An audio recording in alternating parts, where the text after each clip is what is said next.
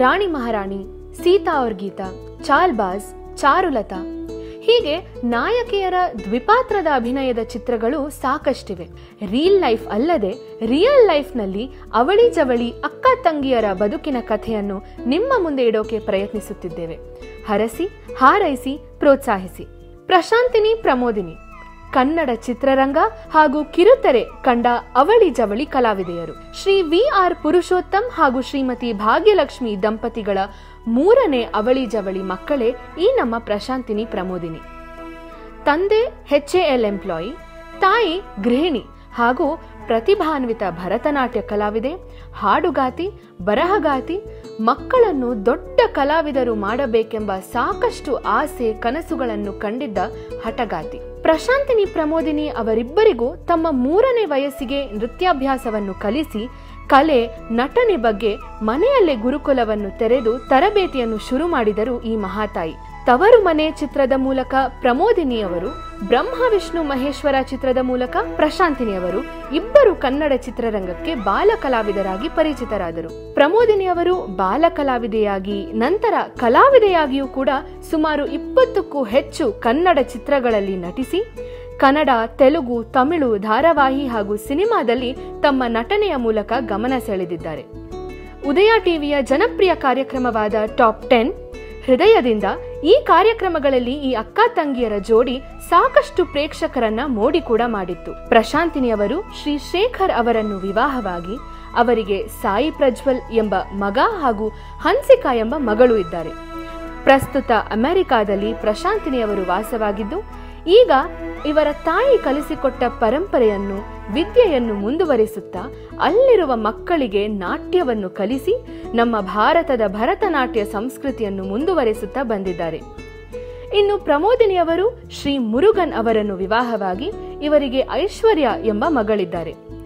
ಈಗ ಪ್ರಮೋದಿನಿಯವರು ತೆಲುಗು ಹಾಗೂ ತಮಿಳು ಸಿನಿಮಾಗಳಲ್ಲಿ ಅಭಿನಯಿಸಿ ಬಣ್ಣ ಹಚ್ಚುವ ಕಾಯಕವನ್ನು ಮುಂದುವರಿಸುತ್ತಾ ಪ್ರೇಕ್ಷಕರನ್ನು ರಂಜಿಸುತ್ತಾ ಈಗ ಹೈದರಾಬಾದ್ನಲ್ಲಿ ನೆಲೆಸಿದ್ದಾರೆ. ಈ ಅಕ್ಕ ತಂಗಿಯರ ಬಾಲ್ಯ, ಯೌವನ, ಬಣ್ಣದ ಲೋಕದ ಯಾನ, ಅವರ ಬದುಕಿನ ಪಯಣ ಎಲ್ಲವೂ ನಿಮ್ಮ ಮುಂದೆ ಮುಕ್ತವಾಗಿ, ನೇರವಾಗಿ, ಹೃದಯದಿಂದ ನಿಮ್ಮ ಮನೆಗಳಿಗೆ ಹಾಗೂ ಮನಸ್ಸುಗಳಿಗೆ. ಸ್ವಾಗತ ಪ್ರಶಾಂತಿನಿ, ಪ್ರಮೋದಿನಿ ಅವರ ಬದುಕಿನ ಕಥೆಗೆ. ಈ 101 ನೆನಪು ಹೊಸ ಸರಣಿ. 101 ನೆನಪು. ಸ್ನೇಹಿತರೆ ನಮಸ್ಕಾರ. ನಿಮ್ಮೆಲ್ಲರಿಗೂ ನಿಮ್ಮ ಪ್ರೀತಿಯ ರಘುರಾಮ್ ಮಾಡುವ ಆತ್ಮೀಯ ಹಾಗೂ ಪ್ರೀತಿಯ ನಮಸ್ಕಾರಗಳು. ನನಗೆ ಇವತ್ತು ಡಬಲ್ ಧಮಾಕ. ಏನಿದೆ ಡಬಲ್ ಧಮಾಕ ನಿಮಗೆ ಗೊತ್ತಾಗಿದೆ ಏನು ವಿಷಯ ಅಂತ. ತುಂಬ ಜನ ನೀವು ಕೇಳ್ತಾನೆ ಬಂದಿದ್ದೀರಾ ಇವರಿಬ್ಬರನ್ನ, ಈ ಬೊಂಬಾಟ್ ಸಿಸ್ಟರ್ಸ್ ಬಗ್ಗೆ, ಈ ಅದ್ಭುತವಾದ ಸಿಸ್ಟರ್ಸ್ ಬಗ್ಗೆ. ಟು ಬಿ ವೆರಿ ಫ್ರ್ಯಾಂಕ್, ನಾವೆಲ್ಲ ಇವರು ಮಾಡ್ತಿದ್ದ ಆ್ಯಂಕರಿಂಗ್ಗಳನ್ನ ನೋಡಿ ಹಿಂಗೆ ಮಾಡ್ಬೋದಲ್ವಾ ಅಂತ ಕಲ್ತ್ಕೊಂಡಿದ್ದು ಉಂಟು. ಸೊ ಅವರೇ ನಮ್ಮ ಕನ್ನಡದ ಹೆಮ್ಮೆಯ ಇಬ್ಬರು ಅಕ್ಕ ತಂಗಿರು. ಸಾಕಷ್ಟು ಜನ ನೀವು ನೋಡಿರ್ತೀರ. ಅವ್ರು ನೋಡಿದ ಇವಾಗ ಅವ್ರ ಬಗ್ಗೆ ಆಲ್ರೆಡಿ ನನ್ನ ಮಗಳ ವಯಸ್ಸವ್ರಲ್ಲಿ ನಿಮ್ಗೆ ಯಾರು ಅಂತ ಗೊತ್ತಾಗಿದೆ. ಸೊ ಏನಂತ ಹೇಳಿ, ಮೊದಲನೇದಾಗಿ ನಾನು ಥ್ಯಾಂಕ್ಸ್ ಹೇಳಬೇಕಾಗಿರೋದು ಇಲ್ಲಿ ನಮ್ಮ ಕಲ್ಯಾಣಿ ಮೇಡಮ್ ಅವ್ರಿಗೆ, ಕಲಾವಿದರು, ಆರ್ಟಿಸ್ಟು. ಕಲ್ಯಾಣಿ ಮೇಡಮ್ ಅವ್ರನ್ನ ಸಂದರ್ಶನ ಮಾಡೋದಕ್ಕೆ ನಾನು ಅವ್ರ ಸಂಪರ್ಕದಲ್ಲಿದ್ದೀನಿ. ಅವರು ಹೈದರಾಬಾದಲ್ಲಿದ್ದಾರೆ. ಆದರೆ ಕಲ್ಯಾಣಿ ಮೇಡಮ್ ಮೂಲಕ ನನಗೆ ನಮ್ಮ ಈ ಪ್ರಮೋದಿನಿ ಮೇಡಮ್ ಅವ್ರ ಲಿಂಕ್ ಸಿಕ್ತು. ಪ್ರಮೋದಿನಿ ಮೇಡಮ್ ಅವ್ರ ಲಿಂಕ್ ಸಿಕ್ಕಿದಾಗ ಇಂಟರ್ವ್ಯೂ ಮಾಡೋಕ್ಕೆ ನಾನು ಹೈದರಾಬಾದ್ಗೆ ಹೋಗೋಕ್ಕೆ ರೆಡಿ ಇದ್ದೆ. ಆದರೆ ಇಲ್ಲ ತಡೀರಿ, ನಮ್ಮ ಅಕ್ಕನೂ ಬರ್ತಾ ಇದ್ದಾರೆ, ಪ್ರಶಾಂತಿನಿಯವರು ಬರ್ತಾ ಇದ್ದಾರೆ, ಇಬ್ಬರದು ಒಟ್ಟಿಗೆ ಬೆಂಗಳೂರಿನಲ್ಲಿ ಸಂದರ್ಶನ ಮಾಡ್ಬೋದು ಅಂತ ಹೇಳಿ ಅವ್ರ ಮನೆಗೆ ಕರೆಸಿದ್ದಾರೆ. ಪ್ರೀತಿಯಿಂದ ಬರ್ಮಾಡ್ಕೊಂಡಿದ್ದಾರೆ. ಅವ್ರ ಮನೆಗೆ ಬಂದಿದ್ದೀನಿ. ಬನ್ನಿ, ಹಾಗಿದ್ರೆ ಅವ್ರ ಮನಸ್ಸೊಳಗಡೆನೂ ಹೋಗೋಣ. ಹೋಗಿ ನಮ್ಮ ಪ್ರಮೋದಿನಿ, ಪ್ರಶಾಂತಿನಿಯವರ ಬಾಲ್ಯ, ಇವತ್ತಿನ ಜೀವನ ಎಲ್ಲನೂ ಹರಟೆ ಹೊಡೆಯೋಣ. ಸಾಕಷ್ಟು ವಿಚಾರಗಳನ್ನ ಮಾತಾಡೋಣ. ಮತ್ತೊಮ್ಮೆ ಕಲ್ಯಾಣಿ ಮೇಡಮ್ ಅವ್ರಿಗೆ ಧನ್ಯವಾದಗಳನ್ನ ತಿಳಿಸ್ತಾ, ನಿಮಗೆಲ್ಲ ಗೊತ್ತು ಈ ಕಾರ್ಯಕ್ರಮ ಮಾಡಬೇಕಾದ್ರೆ ನಿಮ್ಮ ರಘುರಾಮ್ ಮುಖಕ್ಕೆ ಬಣ್ಣ ಹಚ್ಚಲ್ಲ, ಬಣ್ಣದ ಮಾತಾಡಲ್ಲ. ಆದರೆ ಬಣ್ಣದ ಲೋಕದ ಅಪರೂಪದ ವ್ಯಕ್ತಿಗಳನ್ನ, ಸತ್ಯಗಳನ್ನ, ಸಾಧಕರನ್ನ ನಮ್ಮ ಚಿತ್ರರಂಗ ಹಾಗೂ ಕಿರುತೆರೆ ಕಟ್ಟಿಕೊಟ್ಟ ಈ ಕಲಾವಿದರನ್ನ, ಅವ್ರ ಕುಟುಂಬನ ನಿಮಗೆ ಪರಿಚಯಿಸೋದು ಮರೆಯಲ್ಲ ಅಂತ ಹೇಳ್ದ ಮತ್ತೊಮ್ಮೆ ತಮ್ಮೆಲ್ಲರಿಗೂ ಸ್ವಾಗತ, ಸುಸ್ವಾಗತ. 101 ನೆನಪು. ಎಸ್, ಈಗ ನನ್ನ ಜೊತೆಗಿದ್ದಾರೆ ಇಬ್ರು ಸೂಪರ್ ಅಕ್ಕ ತಂಗಿರು. ಇಬ್ಬರಿಗೂ ನಮಸ್ಕಾರ. ನಮಸ್ಕಾರ. ಸೊ ನನಗೆ ಕನ್ಫ್ಯೂಸ್ ಆಗ್ತಿದೆ ಅಂತಂದ್ರೆ ಡಬಲ್ ಆಕ್ಟಿಂಗ್ ನೋಡ್ದಂಗೆ ಆಗ್ತಾ ಇದೆ. ಓಕೆ, ಇವಾಗ ಜನಗಳಿಗೆ ನನಗೆ ಗೊತ್ತು ಪ್ರಮೋದಿನಿ ಮೇಡಮ್ ಯಾರು, ಪ್ರಶಾಂತಿನಿ ಮೇಡಮ್ ಯಾರು ಅಂತ. ಐಡೆಂಟಿಕಲ್ ಟ್ವಿನ್ಸ್ ಆಗಿರೋದ್ರಿಂದ ಸೊ ನಮ್ಮ ಪ್ರಶಾಂತಿನಿ ಮೇಡಮ್, ಪ್ರಮೋದಿನಿ ಮೇಡಮ್, ನೀವಿಬ್ರು ಹಿಂಗೆ ಮೊದಲನೇದಾಗ ಹಂಗೆ ಇದಿರಲ್ಲ, ಇಬ್ರು ಏನೂ ಬದಲಾಗಿಲ್ಲಪ್ಪ. ಮತ್ತೆ ನಾವು 90s ಹೋಗ್ಬಿಟ್ಟು ಉದಯ ಪ್ರೋಗ್ರಾಮ್ಸ್ಗಳೆಲ್ಲ ಸ್ಟಾರ್ಟ್ ಮಾಡ್ಬೋದು ಮತ್ತೆ. ಏನಿಲ್ಲ ರಘು ಅವ್ರೆ, ನಿಮ್ ಕಣ್ಣುಗಳು ನಮ್ಮನ್ನ ಹಂಗ್ ನೋಡ್ತಾ ಇದ್ದಾರೆ, ನಾವು ಚೇಂಜ್ ಆಗ್ಬಿಟ್ಟಿದೀವಿ. ಇಲ್ಲಪ್ಪ, ನಿಜವಾಗ್ಲೂ ಹಾಗೆ ಇದೀರಾ, ಟಚ್ ವುಡ್ ಹಾಗೆ ಇರಿ. ಅದು ಅಕ್ಕ ತಂಗಿರಲ್ಲಿ ಅಂದ್ರೆ ಹೋಲಿಕೆ, ಐಡೆಂಟಿಕಲ್ ಟ್ವಿನ್ಸ್ ಅನ್ನೋದು ತುಂಬಾ ಹೋಲಿಕೆ ಇದೆ ಒಂದು. ಬಟ್ ನಿಮ್ಮಿಬ್ರು ಧ್ವನಿನೂ ಹೋಗ್ಲಿ, ಆ ಧ್ವನಿ ಏರಿಳಿತ, ಆ ಮಾತಾಡೋ ಟೋನು, ಇಬ್ರದು ಅಷ್ಟು ಹೋಲಿಕೆ. ಯಪ್ಪ, super. And thank you so much ನನಗೆ ಆಪರ್ಚುನಿಟಿ ಕೊಟ್ಟಿದ್ದಕ್ಕೆ. ಥ್ಯಾಂಕ್ ಯು ಪಾಪ. ನಿಮ್ಮ ಈ ಒಂದು ಶಾರ್ಟ್ ಟ್ರಿಪ್ನಲ್ಲೂ ನಮಗೋಸ್ಕರ ಟೈಮ್ ಮಾಡಿಕೊಂಡು ಇಂಟರ್ವ್ಯೂ ಕೊಡೋದಕ್ಕೆ ನೀವು ಎಷ್ಟು ಬಿಸಿ ಇದ್ದೀರಾ ಅಂತ ಗೊತ್ತು. Thank you so much. Thank you ಹೇಳ್ಬೇಡಿ ರಘು ಅವರೇ, ನಾನು ನಿಮಗೆ ಥ್ಯಾಂಕ್ಸ್ ಹೇಳಬೇಕು. ಯಾಕಂದರೆ ಹಳೆ ನೆನಪುಗಳನ್ನೆಲ್ಲ ನೀವು ತರಿಸ್ತಾ ಇದ್ದೀರಾ ನಮ್ಮನ್ನಿಬ್ಬರನ್ನು ಕೂಡಿಸಿ. ಸೊ ಇದಕ್ಕೆ ನಾವು ಯಾವ ಥರ ಥ್ಯಾಂಕ್ಸ್ ಹೇಳಬೇಕು ನಿಮಗೆ ಗೊತ್ತಿಲ್ಲ. ಅಷ್ಟು ಪ್ರೀತಿಯಿಂದ ನೀವು ಕಾಂಟ್ಯಾಕ್ಟಲ್ಲಿದ್ದು ಬಂದು ನಮಗೋಸ್ಕರ ಇಷ್ಟು ಟೈಮ್ ಸ್ಪೆಂಡ್ ಮಾಡ್ತಾ ಇದ್ದೀರಾ. ಅದು ನಾವು ನಮ್ಮನ್ನು ಮರ್ತೋಗ್ಬಿಟ್ಟಿರೋ ಜನಗಳಿಗೆಲ್ಲ ಮತ್ತೆ ಮೆಮರಿ ನೆನಪು ಮಾಡ್ತಿದ್ದೀರಾ. So very thankful and welcome to our house. Thank you so much. Welcome to our show. ನಮ್ಮ 101 ನೆನಪಿಗೆ ಸ್ವಾಗತ. ನಿಮಗೆ ತುಂಬಾ ಜನ ನಮ್ಮ ಕನ್ನಡಿಗರು ನಿಮ್ಮಿಬ್ಬರ ಬಗ್ಗೆ ಕೇಳಿದ್ದಾರೆ ಕಮೆಂಟ್ ಮೂಲಕ. ಅವರಿಬ್ಬರನ್ನ ಸಂದರ್ಶನ ಮಾಡಿ, ಅವರಿಬ್ಬರನ್ನ ಪ್ರಮೋದಿನಿ ಮಾಡಿ ಅಂತಾರೆ, ಒಂದ್ಸತಿ ಪ್ರಶಾಂತಿನಿ ಅವ್ರು ಮಾಡಿರ್ತಾರೆ. ಈ ಮಧ್ಯದಲ್ಲಿ ನಿಮ್ದು ತೆಲುಗು ಚಾನಲ್ ನಾನು ಇಂಟರ್ವ್ಯೂ ನೋಡಿದಾಗಿಂದ ನಾವು ಯಾಕೆ ಮಾಡಬಾರ್ದು? ನಮ್ಮ ಕನ್ನಡದ ಹುಡುಗಿ, ನಮ್ಮ ಕನ್ನಡದ ಆಂಕರು, ಕನ್ನಡದ ಮನೆ ಮಗಳು, ನಿಮ್ದು ತಾಯಿ ಭಾಷೆನೂ ಕನ್ನಡ, ನಿಮ್ಮ ತಾಯಿಯವರ ಮಾತೃಭಾಷೆನೂ ಕನ್ನಡ. ಸೊ ನಾವ್ ಯಾಕೆ ಮಾಡಬಾರ್ದು ಅಂತಿದ್ವಿ, ಇವತ್ತು ಅದಕ್ಕೆ ಹೋಗಿದ್ವಿ. ಸೊ ನಿಮ್ಮ ಬಾಲ್ಯಕ್ಕೆ ಹೋಗೋಣ, ಬಾಲ್ಯದಿಂದನೇ ಮಾತುಕತೆ ಪ್ರಾರಂಭ ಮಾಡೋಣ. ಸೊ ನೀವು ನಿಮ್ಮ ತಂದೆ ತಾಯಿ, ನಿಮ್ಮ ಅಕ್ಕ, ಅಣ್ಣ, ನಿಮ್ಮದೇ ಆದಂಥ ಒಂದು ಪುಟ್ಟ ಪ್ರೇಮಲೋಕ, ಆ ಪ್ರೇಮಲೋಕದ ಬಗ್ಗೆ ಹೇಳಿ. ತಂದೆಯವ್ರ ಹೆಸರೇನು? ತಂದೆ Purushottam, we are Purushottam, HAL ಅಲ್ಲಿ ಕೆಲಸ ಮಾಡ್ತಾ ಇದ್ರು. ಇವಾಗ ರಿಟೈರ್ಡ್. ನಮಗೆಲ್ಲ ಇನ್ನೂ ಇನ್ಸ್ಪಿರೇಷನ್ ಆಗಿ ನಮ್ಮ ಜೊತೆನೇ ಇದ್ದಾರೆ. ಅಮ್ಮ ಹೆಸರು ಭಾಗ್ಯಲಕ್ಷ್ಮಿ ಅಂತ.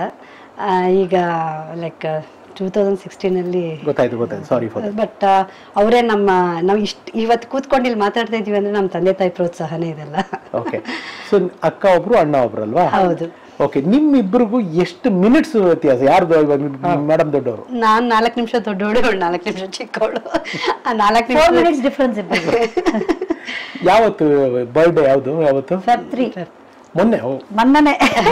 Happy birthday. ಅದಕ್ಕೆ ಪ್ಲಾನ್ ಮಾಡ್ಕೊಂಡು ನಾನು ಬರ್ತ್ಡೇಗೋಸ್ಕರನೇ ತುಂಬಾ ವರ್ಷ ಆಗೋಗ್ಬಿಟ್ಟಿತ್ತು. ಇಬ್ರು ಸೇರಿ ಬರ್ತ್ಡೇ ಸೆಲೆಬ್ರೇಷನ್ 25 years ಮೇಲಾಗೋಯ್ತು ಇಬ್ರು ಸೇರಿ ಬರ್ಡೇ ಮಾಡ್ಕೊಂಡು. ಸೊ ಅದಕ್ಕೆ ತುಂಬಾ ವರ್ಷ ಆಗೋಯ್ತು ಇಬ್ರು ಸೆಲೆಬ್ರೇಷನ್ ಮಾಡ್ಕೊಂಡು.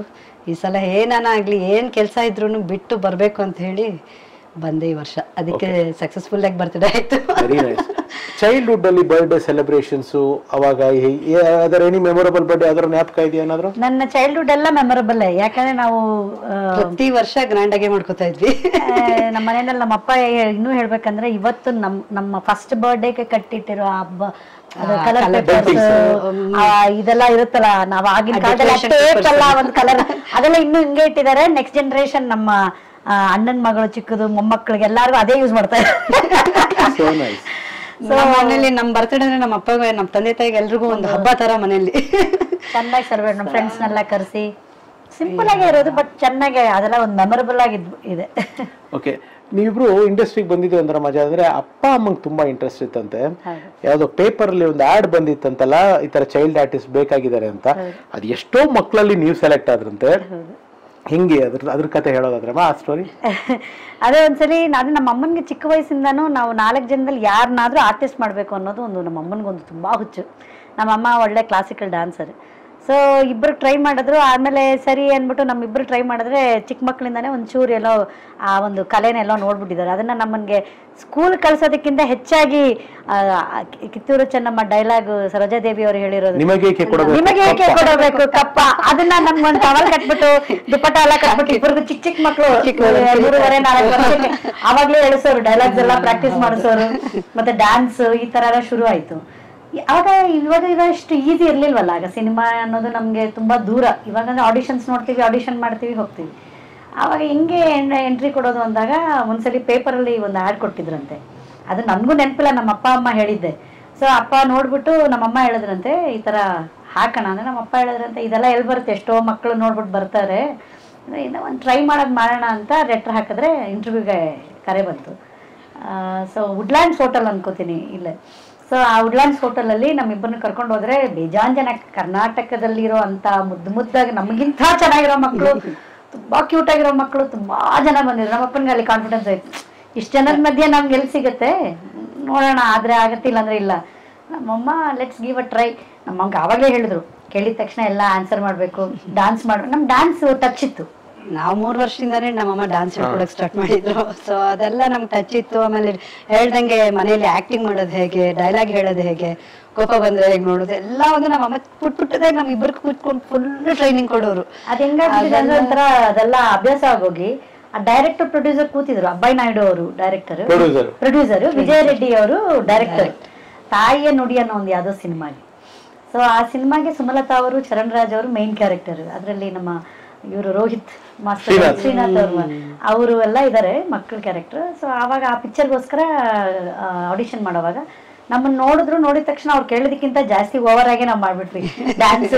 ಯಾಕಂದ್ರೆ ಇವ್ರು ಹೇಳೋದಕ್ಕೆ ಮುಂಚೆ ಇದೆಲ್ಲ ಮಾಡ್ಬೇಕು ಅಂತಿದ್ದಲ್ಲ, ಅವ್ರು ಹೇಳೋದಕ್ಕೆ ಸೊ ದೇ ವರ್ ಇಂಪ್ರೆಸ್ಡ್. ನೋಡ್ಬಿಟ್ಟು ಎಷ್ಟು ಕ್ಯೂಟ್ ಆಗಿದ್ದಾವೆ 2 ಮಕ್ಕಳು ಚಿಕ್ಕ ಚಿಕ್ಕದಾಗಿ, ಸರಿ ಅಂತ ಆ ಸಿನಿಮಾಗೆ ಓಕೆ ಮಾಡಿದ್ರು. ಬಟ್ ಆ ಸಿನಿಮಾದಲ್ಲಿ ನಾವು ತುಂಬಾ ಪುಟ್ಟ ಮಕ್ಕಳಾಗ್ಬಿಟ್ವಿ. ಅವಾಗ ಇನ್ನೊಂದು ಸ್ವಲ್ಪ ದೊಡ್ಡ ಮಕ್ಕಳು ಬೇಕಾಗಿತ್ತು. ಸರಿ ಇವ್ರು ನೆಕ್ಸ್ಟ್ ಸಿನಿಮಾಗೆ ಹೇಳ್ತೀನಿ ಅಂತ ಹೇಳಿ ನಮ್ಮನ್ನ ಕಳಿಸ್ಕೊಟ್ರು. ನಮ್ಮಪ್ಪ ಅಷ್ಟೇ ಅವರೆಲ್ಲ ಮಾಡೋದು, ಇನ್ನೆಲ್ಲಿ ಕರೀತಾರೆ ಅಂತ ಹೇಳಿ ಬಂದ್ಬಿಟ್ವಿ ವಾಪಸ್. ಅಲ್ಲಿಂದ ಐ ಥಿಂಕ್ 1 year ಅನ್ಸುತ್ತೆ. ಅಲ್ಲಿಂದ 1 year ಆದಮೇಲೆ ನಾನು ಫಸ್ಟ್ ಸ್ಟ್ಯಾಂಡರ್ಡಲ್ಲಿ ಇಂಟರ್ವ್ಯೂ ಕೊಟ್ಟಿದ್ದು. ಸೆಕೆಂಡ್ ಸ್ಟ್ಯಾಂಡರ್ಡಲ್ಲಿ ಇಂಟರ್ವ್ಯೂ ಬಂತು. ಆವಾಗ ನಾನು ಹೋದಾಗ ಕರೆಕ್ಟಾಗೆ ತವರು ಮನೆ ಸಿನಿಮಾ, ಸೇಮ್ ಅಬ್ಬಾಯಿ ನಾಯ್ಡು ಅವ್ರ ಪ್ರೊಡ್ಯೂಸರ್, ವಿಜಯ ರೆಡ್ಡಿ ಅವರು. ಅದರಲ್ಲಿ ಇನ್ನೊಂದು ಏನಂದ್ರೆ ಕೋಇನ್ಸಿಡೆನ್ಸು, ನಿಮ್ಮ ಜೊತೆಗೆ ಇನ್ನೊಬ್ಬ ಸೌತ್ ಇಂಡಿಯಾದ ಒಬ್ಬ ದೊಡ್ಡ ಸ್ಟಾರ್ ಕೂಡ ವಿನೋದ್ ಆಳ್ವಾ ಅವರು. ಅವ್ರದ್ದು ಫಸ್ಟ್ ತೆಲುಗಲ್ಲಿ ವಿನೋದ್ ರಾಜ್ ಅವರು, ವಿನೋದ್ ಕುಮಾರ್ ಅವರು, ಇಲ್ಲಿ ವಿನೋದ್ ಆಳ್ವಾ ಅವರು. ಅದೊಂದು.